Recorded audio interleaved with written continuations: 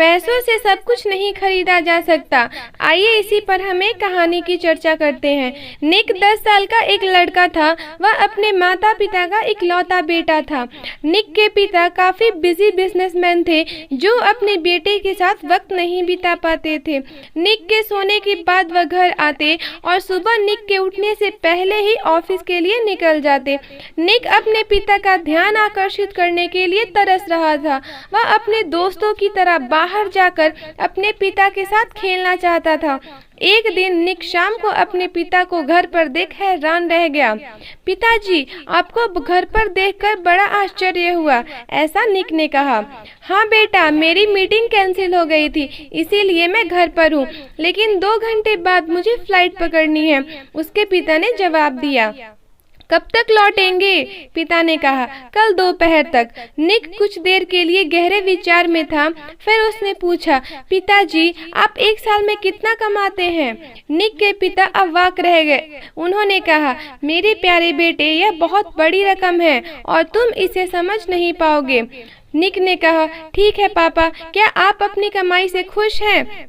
निक के पिता ने कहा, हाँ मेरे बेटे, मैं बहुत खुश हूँ और वास्तव में मैं कुछ महीनों में अपनी नई शाखा और एक नया व्यवसाय शुरू करने की योजना बना रहा हूँ। क्या ये बहुत अच्छा नहीं है?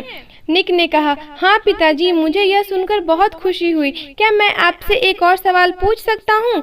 पिताजी ने कहा, हाँ दोस्त। पिताजी, क्या आप मुझे बता सकते हैं कि आप एक दिन या आधे दिन में कितना कमाते हैं?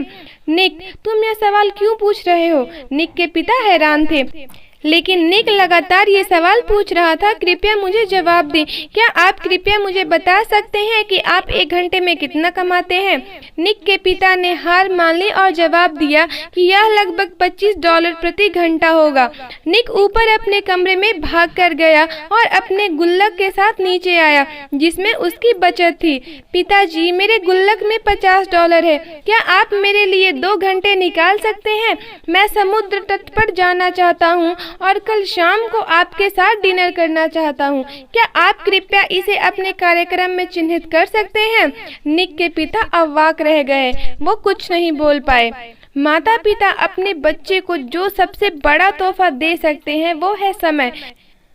पैसा सब कुछ नहीं खरीद सकता, इसीलिए हमें अपने परिवार के लिए समय अवश्य निकालना चाहिए। दोस्तों, अगर आपको ये कहानी पसंद आई हो तो आप इस वीडियो को लाइक शेयर करना और इस चैनल को सब्सक्राइब करना ना भूलें। धन्यवाद।